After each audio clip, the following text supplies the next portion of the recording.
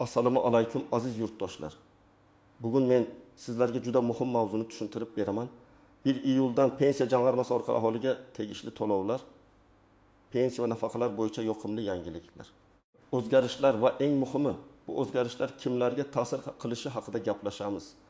Bu ma'lumot faqat pensionerlar uchun emas, balki ishlayotganlar, ota-onasiga qarayotgan farzandlar, nafaqa olayotgan oilalar, nogironligi bo'lgan fuqarolar va kelajakda pensiyaga chiqadigan har bir odam uchun kerak. Men sizdan iltimos qilaman, videoni oxirigacha ko'ring. Chunki ko'pchilik aynan mayda tafsilotlarni bilmagani uchun o'ziga tegishli pulni vaqtida ola olmaydi. Hozirning o'zida kanalga obuna bo'ling, videoga like bosing va yaqinlaringizga ham yuboring. Chunki bu mavzu menga aloqasi yo'q deb o'ylaydigan odamga ham ertaga bevosita aloqador bo'lishi mumkin. Avvalgi tartibda ko'pchilik pensiya yoki nafaqa masalasida ancha qiyinchilikka duch kelardi. Masalan, odam pensiyaga chiqmoqchi bo'lsa, ish staji, oylik ma'lumotlari, mehnat daftarchasi, arxiv hujjatlari, ish joyidan ma'lumotnoma kabi hujjatlarni yig'ishi kerak bo'lardi. Bir korxona yopilgan bo'lsa, arxivdan hujjat topish qiyin. Bir joyda ishlagan davri bazaga kiritilmagan bo'lsa, pensiya miqdori kamayib ketishi mumkin. Ba'zan odam 30 yil ishlagan bo'ladi, lekin tizimda 23 yil ko'rinadi. Natijada u har oy kamroq pensiya oladi. Yana bir muammo shuki, ayrim fuqarolar o'ziga qanday imtiyoz yoki qo'shimcha to'lov tegishini bilmaydi. Masalan, o'quvchini yo'qotgan oila, nogironligi bo'lgan shaxs, yolg'iz yashovchi pensioner. Maktabning yoshdan oshgan fuqaro yoki parvarishga muhtoj odam uchun ayrim qo'shimcha tartiblar bo'lishi mumkin. Lekin odam menga hech narsa tegmaydi deb yuradi. Men amaliyotda ko'p ko'rganman. Fuqaro 1 yil, ba'zan 2 yil davomida ariza bermagani uchun unga tegishli yordam kechikadi. 1 yildan e'tibor qaratilayotgan asosiy yo'nalish shundan iboratki, pensiya jamg'armasi orqali pensiya va ijtimoiy to'lovlar masalasida fuqaroga qulaylik yaratish, hisob kitoblarni aniqroq qilish, ayrim jarayonlarni elektronlashtirish, ortiqcha ovoragarchilikni kamaytirish va aholining haqini o'z vaqtida yetkazish masalasi kuchayadi. Men buni yoqimli syurpriz deb atayapman. Chunki odatda odamlar davlat idorasiga borganda ko'proq hujjat, ko'proq navbat, ko'proq tushunmovchilik kutadi. Lekin hozirgi yo'nalish aksincha, ma'lumotlar bazadan olinishi, ariza jarayoni soddalashishi, ayrim holatlarda fuqaro ortiqcha hujjat ko'tarmasligi kerak. Bu yerda eng muhim savol. Men nima qilishim kerak? Kim tekshirish kerak? Kim xavotir olmasligi mumkin? Mana shu savollarga men hozir batafsil javob beraman. Birinchi navbatda pensiya masalasida har bir fuqaro bitta oddiy haqiqatni tushunishi kerak. Pensiya miqdori osmondan olinmaydi. U sizning ish stajingiz, rasmiy daromadingiz, ijtimoiy soliq yoki sug'urta to'lovlari, qonunda belgilangan tartiblar va shaxsiy holatingizga qarab hisoblanadi. Agar sizning mehnat faoliyatingiz to'liq va to'g'ri aks etsa, pensiya hisob kitobi ham adolatliroq bo'ladi. Agar ma'lumotlarda bo'shliq bo'lsa, siz zarar ko'rishingiz mumkin. Masalan, birinchi holatni olaylik. Akmal aka 62 yoshga to'ldi va pensiyaga chiqmoqchi. U 1995 yildan 1995 yilgacha zavodda ishlagan, 1995 yildan 2005 yilgacha xususiy firmada ishlagan, keyin yana boshqa tashkilotga o'tgan. Agar zavod davridagi ma'lumot arxivda bor, xususiy firma davridagi rasmiy to'lovlar ham bazada aks etgan bo'lsa, Akmal akaning staji to'liq chiqadi. Lekin xususiy firma o'z vaqtida hujjatlarni to'g'ri topshirmagan bo'lsa yoki maosh konvertda bergan bo'lsa, pensiya jamg'armasi hisob kitobda faqat rasmiy tasdiqlangan ma'lumotni oladi. Demak, Akmal aka real hayotda ishlagan, lekin hujjatda ko'rinmagan davr pensiyasiga ta'sir qiladi. Ikkinchi misol, Dilbar opa 28 yoshda maktabda 25 yil ishlagan, keyin 5 yil uyda nabirasiga qaragan. U men 30 yil mehnat qildim deb o'ylaydi. Lekin pensiya hisobida faqat qonun bo'yicha tan olinadigan davrlar inobatga olinadi. Ayrim parvarish davrlari, bola parvarishi, nogironligi bo'lgan shaxsga qarash kabi holatlar qonunda belgilangan shartlar asosida stajga qo'shilishi mumkin. Lekin buning uchun tegishli hujjat va tasdiq kerak bo'ladi. Agar Dilbar opa buni bilmasa, o'ziga tegishli davrni hisoblatmay qolishi mumkin. Uchinchi misol, Jamshid ismli yigit hali 35 yoshda. U pensiya menga hali uzoq dedi. Lekin aynan bugungi rasmiy ish, bugungi soliq to'lovi, bugungi mehnat shartnomasi ertangi pensiya uchun asos bo'ladi. Agar u 10 yil davomida norasmiy ishlasa, bugun ko'proq pul olayotgandek tuyuladi. Lekin ertaga pensiya hisobida 10 yil yo'qolib qolishi mumkin. Shuning uchun 1 iyuldan keyingi qulayliklar faqat hozir pensiya olayotganlar uchun emas, ishlayotgan har bir fuqaro uchun ham signal. O'z ma'lumotlaringizni tekshiring. Endi kimlar albatta e'tibor berishi kerak? Birinchidan, pensiya yoshiga yaqinlashayotganlar. Erkaklar va ayollar o'z pensiya yoshiga 2 yil qolganda hujjatlarni tekshirib qo'yishi juda foydali. Chunki oxirgi oyda arxiv qidirish, eski ish joyidan ma'lumot olish. Familiya o'zgargan bo'lsa tasdiqlash, tug'ilgan sana yoki ism sharifdagi xatoni tuzatish ko'p vaqt oladi. Men ko'p bora shunday holatga guvoh bo'lganman. Fuqaro pensiyaga chiqishiga 1 oy qolganda keladi. Lekin 1990-yildagi ish joyi bo'yicha hujjat topilmaydi. Shunda pensiya tayinlash cho'ziladi yoki vaqtincha kamroq hisoblanadi. Ikkinchidan, hozir pensiya olayotganlar ham befarq bo'lmasligi kerak. Chunki pensiya miqdori qayta ko'rib chiqilishi, qo'shimcha hujjat topshirilganda staj yoki daromad bo'yicha aniqlik kiritilishi mumkin. Agar siz ilgari biror davringiz hisobga olinmagan deb o'ylasangiz. Endi kech bo'ldi demang. Hujjat topilsa va qonuniy asos bo'lsa, masalani ko'rib chiqish mumkin. Albatta har bir holat alohida o'rganiladi, lekin fuqaro o'z huquqini talab qilmasa, idora uning hayotidagi barcha eski ma'lumotni o'zi topib bermasligi mumkin. Uchinchidan, nogironligi bo'lgan shaxslar va ularning oila a'zolari e'tiborli bo'lishi kerak. Nogironlik pensiyasi ijtimoiy nafaqa, parvarish bilan bog'liq to'lovlar, tibbiy mehnat ekspertiza xulosalari, muddatli yoki muddatsiz nogironlik kabi masalalarda hujjatning amal qilish muddati juda muhim. Masalan, fuqaroning nogironlik muddati 30 iyunda tugasa, u iyuldan keyin hujjatni yangilamagan bo'lsa, to'lovda uzilish bo'lishi mumkin. Keyin nega pul tushmadi degan savol tug'iladi. Sabab oddiy, tizimda asos yangilanmagan. 4-dan, boquvchisini yo'qotgan oilalar. Masalan, ota vafot etgan, uning voyaga yetmagan farzandlari bor. Bunday oilalarda boquvchisini yo'qotganlik pensiyasi yoki nafaqasi masalasi ko'tariladi. Lekin bu yerda farzandning yoshi, o'qishi, nikoh holati, vafot etgan shaxsning ish staji va boshqa omillar ahamiyatli bo'lishi mumkin. Agar bola maktabdan keyin kollej, texnikum yoki oliy ta'limda o'qisa, ayrim holatlarda o'qish to'g'risidagi ma'lumotnoma kerak bo'ladi. Ma'lumotnoma vaqtida topshirilmasa, to'lovda to'xtash yoki kechikish bo'lishi mumkin. Kimlar xavotir olmasligi mumkin? Agar sizning pensiyangiz muntazam tushayotgan bo'lsa, hujjatlaringiz joyida bo'lsa, bank kartangiz faol bo'lsa, yashash manzilingiz va shaxsiy ma'lumotlaringiz to'g'ri bo'lsa, ortiqcha vahima qilish shart emas. Lekin men baribir yiliga kamida 1 marta o'z ma'lumotlaringizni tekshirishni maslahat beraman. Xavotir boshqa, profilaktika boshqa. Sog'lom odam ham tekshiruvdan o'tadi. Chunki kasallikni kutib o'tirmaydi. Pensiya masalasida ham shunday.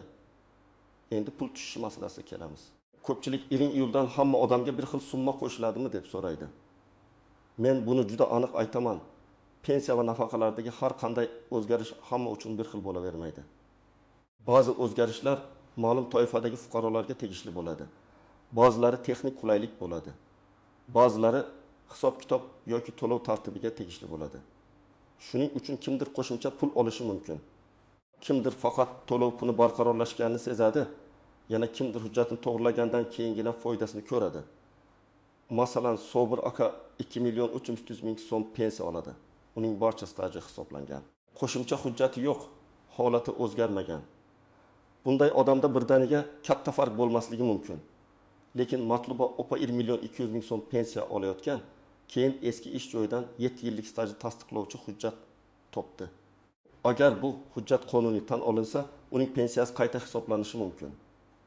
Farq 100 ming bo'ladimi, 300 ming bo'ladimi, undan ko'p yoki kam bo'ladimi, bu aniq hisob-kitobga bog'liq. Lekin eng muhim narsa, odam o'z haqini talab qildi va hujjatni taqdim etdi. Endi istisnolar, nozik joylar va ko'pchilik tushunmaydigan masalalarga o'tamiz. Birinchi nozik masala rasmiy va norasmiy daromad farqi. Odam men 5 million so'm olardim deydi. Lekin rasmiy hujjatda 1.500.000 so'm ko'rsatilgan bo'lsa, pensiya hisobida ko'pincha rasmiy ma'lumot asos bo'ladi. Bu juda og'riqli masala, lekin haqiqat shunday. Bugun ish beruvchi sizga rasmiy minimum qolganini qo'lda beramiz desa, bu ertangi pensiyangizni kamaytirishi mumkin. Shuning uchun men ishlayotgan fuqarolarga doim aytaman, mehnat shartnomangiz borligini, oyligingiz rasmiy ko'rsatilayotganini va soliq to'lovlari aks etayotganini tekshiring. Ikkinchi nozik masala, mehnat daftarchasidagi yozuvlarning sifati. Eski mehnat daftarchalarida muhr noaniq, sana xato, buyruq raqami yo'q. Tashkilot nomi noto'liq yozilgan holatlar ko'p uchraydi. Bunday yozuvlar tekshiruvda savol tug'dirishi mumkin. Masalan, 1949 yil ishi qabul qilindi deb yozilgan. Lekin qaysi lavozim, qaysi buyruq asosida, qaysi tashkilot ekani aniq bo'lmasa, qo'shimcha tasdiq so'ralishi mumkin. Shuning uchun eski hujjatni borku deb qo'yish yetarli emas, uning to'g'ri rasmiylashtirilganiga ham qarash kerak. Uchinchi masala, familiya. Ism yoki tug'ilgan sanaga oid farqlar. Ayollarda turmushga chiqqandan keyin familiya o'zgaradi. Ba'zan diplomdagi familiya, mehnat daftarchasida ikkinchi familiya, pasportda uchinchi yozuvga o'xshash holatlar bo'ladi. Bunday vaziyatda nikoh guvohnomasi, familiya o'zgargani haqidagi hujjat, tug'ilganlik guvohnomasi yoki boshqa tasdiqlar kerak bo'lishi mumkin. Bir harf farqi ham muammo chiqaradi. Masalan, Gulnora va Gulnora opa emas. Balaki hujjatda Gulnora deb ketgan bo'lsa, tizim buni boshqa shaxs deb ko'rishi mumkin. To'rtinchi masala, bank kartasi va to'lov usuli. Pensiya yoki nafaqa bank kartasiga tushsa, karta muddati tugamagan bo'lishi kerak. Karta bloklangan bo'lsa, hisob raqam yopilgan bo'lsa yoki bankdagi ma'lumot pasportingiz bilan mos kelmasa, pul tushishida kechikish bo'lishi mumkin. Ba'zi pensionerlar pensiya jamg'armasi pul bermadi deb o'ylaydi. Aslida muammo bank kartasida bo'ladi. Shuning uchun karta amal qilish muddatini, telefon raqamga ulangan SMS xabarni, bankdagi shaxsiy ma'lumotni tekshirib qo'yish kerak. 5-masala, yashash manzili va ro'yxat. Agar fuqaro bir hududdan boshqa hududga ko'chsa, masalan, Andijondan Toshkentga kelib yashasa, ro'yxat, vaqtincha yoki doimiy yashash manzili, pensiya ishining qayerda yuritilishi kabi savollar paydo bo'ladi. Hozir ko'p jarayonlar elektronlashgani bilan manzil ma'lumoti baribir muhim. Ayniqsa pochta orqali to'lov oladigan yoki uyiga yetkazib beriladigan pensionerlar uchun manzil xatosi pulni kechiktirishi mumkin. 6-masala. Chet elga chiqib ketgan pensionerlar. Agar pensioner uzoq muddat boshqa davlatda bo'lsa, uning pensiya olish tartibi bo'yicha alohida qoidalar bo'lishi mumkin. Har doim ham kartaga tushaveradi deb o'ylash to'g'ri emas. Ayrim holatlarda tiriklikni tasdiqlash, ishonchnoma, konsullik hujjatlari, yashash joyi to'g'risidagi ma'lumotlar kerak bo'lishi mumkin. Bu masalada oldindan aniqlik kiritish juda muhim. Chunki keyin to'lov to'xtab qolsa, uni tiklash ko'proq vaqt oladi. 7-masala. Ijtimoiy nafaqa va pensiyani aralashtirib yuborish. Ko'pchilik pensiya deb hamma to'lovni ataydi. Aslida yoshga doir pensiya, nogironlik pensiyasi, boquvchisini yo'qotganlik pensiyasi, ijtimoiy nafaqa, bolalar nafaqasi, moddiy yordam kabi turli to'lovlar bor. Ularning tayinlanish sharti, miqdori, muddati va hujjati bir xil emas. Masalan, pensiya ish staji va daromadga bog'liq bo'lishi mumkin. Ijtimoiy nafaqa esa boshqa mezonlar asosida belgilanadi. Shuning uchun qo'shimga berishni menga ham berishlari kerak degan yondashuv har doim ishlamaydi. Har bir odamning huquqiy holati alohida. 8-masala, ortiqcha to'lov va qaytarish xavfi. Ba'zan odam hujjatdagi o'zgarishni vaqtida bildirmaydi. Masalan, boquvchisini yo'qotganlik to'lovi olayotgan farzand o'qishni tugatadi. Lekin bu haqda ma'lumot berilmaydi yoki nogironlik muddati tugaydi, lekin to'lov davom etadi. Keyinchalik tizim buni aniqlasa, ortiqcha to'langan summa qaytarilishi talab qilinishi mumkin. Shu sabab men har doim aytaman. Sizning holatingiz o'zgarsa, buni yashirmang, vaqtida xabar bering. Bugun 2-3 oy pul tushgani quvonch bo'lishi mumkin. Lekin ertaga qarz bo'lib qaytadi. 9-masala, firibgarlardan ehtiyot bo'lish. Iyuldan hamma pensionerga qo'shimcha pul chiqadi. Men hujjatingizni tezlashtirib beraman. Kartangiz raqamini yuboring. SMS kodni ayting degan odamlar paydo bo'lishi mumkin. Hech qachon bank kartangiz kodini, SMS tasdiqlash raqamini, pasport ma'lumotlaringizni begona odamga bermang. Pensiya jamg'armasi yoki bank xodimi sizdan telefon orqali SMS kod so'ramaydi. Agar kimdir shunday qilsa, bu juda katta xavf belgisi. Endi eng kerakli qismga keldik. Siz nima qilishingiz kerak? Men buni oddiy, amaliy tartibda tushuntiraman. Birinchi qadam, shaxsiy hujjatlaringizni tartibga keltiring. Pasport yoki ID karta, tug'ilganlik guvohnomasi, nikoh yoki ajrim guvohnomasi, familiya o'zgarganini tasdiqlovchi hujjatlar. Mehnat daftarchasi, diplom, harbiy xizmat hujjati, bolalar tug'ilganlik guvohnomalari, nogironlik bo'yicha tibbiy xulosa. boquvchining vafot etgani haqidagi guvohnoma kabi hujjatlar sizning holatingizga qarab kerak bo'lishi mumkin. Hammasini bitta pappaga solib qo'ying. Hujjatlar eskirgan, yirtilgan yoki o'qib bo'lmaydigan bo'lsa, oldindan nusxa va tasdiq masalasini hal qiling. Ikkinchi qadam, ish stajingizni tekshiring. Qayerlarda ishlagansiz, qaysi yillarda ishlagansiz, tashkilot nomlari qanday bo'lgan, korxona yopilganmi yoki nomi o'zgarganmi? Bularni yozib chiqing. Men tavsiya qilaman. Oddiy daftar oching va yillar bo'yicha ro'yxat tuzing. Masalan, 1998-1994 maktab, 1994-2000 zavod, 2000-2010 shirkat, 2010-2024 tashkilot. Keyin har bir davr bo'yicha hujjat bormi yo'qmi, shuni tekshiring. Qaysi davrda hujjat yetishmasa, aynan o'sha joyni aniqlashtiring. Uchinchi qadam, tuman yoki shahar pensiya jamg'armasi bo'limiga murojaat qiling. Agar siz pensiya yoshiga yaqin bo'lsangiz yoki pensiyangiz noto'g'ri hisoblangan deb o'ylasangiz, ariza bilan boring. Arizada mening ish stajim va pensiya hisob kitobimni ko'rib chiqishingizni so'rayman. Mazmunda yozish mumkin. Agar aniq davr bo'yicha e'tirozingiz bo'lsa, masalan, 1996-2002 yillardagi ish stajim hisobga olinmagan deb yozing.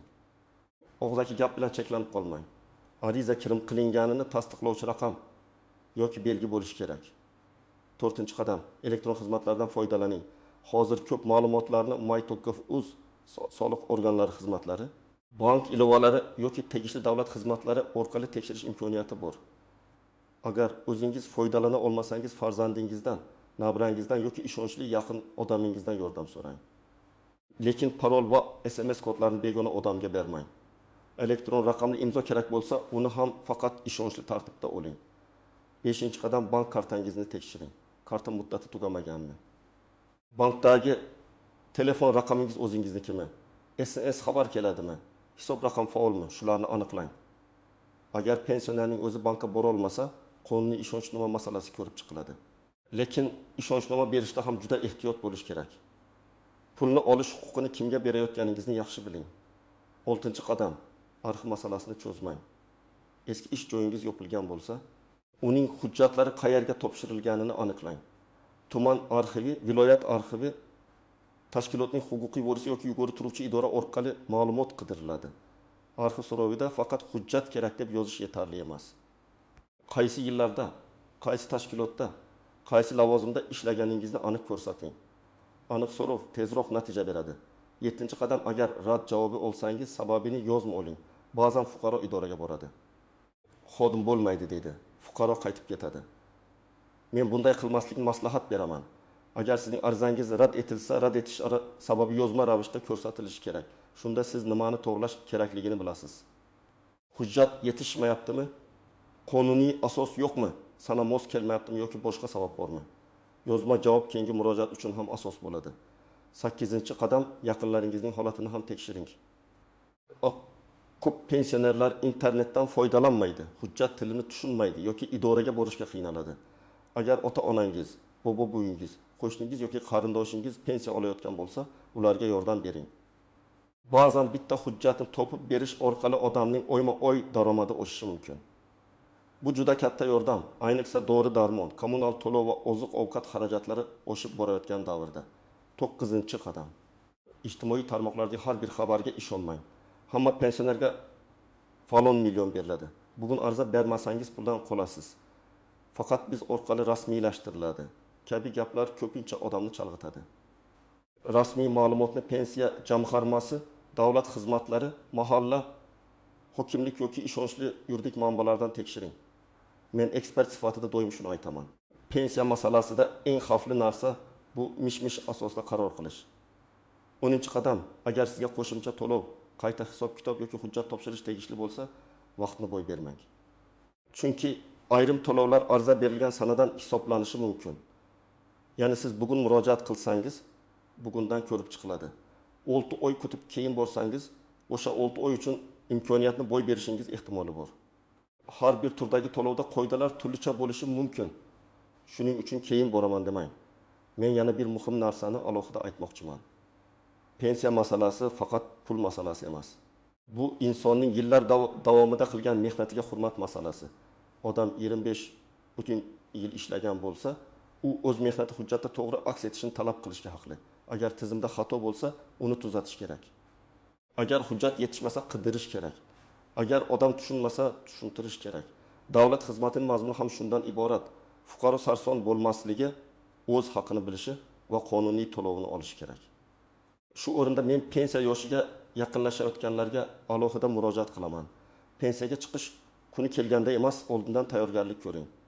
Kamida 1 yil oldin hujjatlaringizni tekshiring. Mehnat daftarchangizni ochib, har bir yozuqni o'qing. Agar korxona nomi noaniq bo'lsa, hozirdan arxivga so'rov yuboring.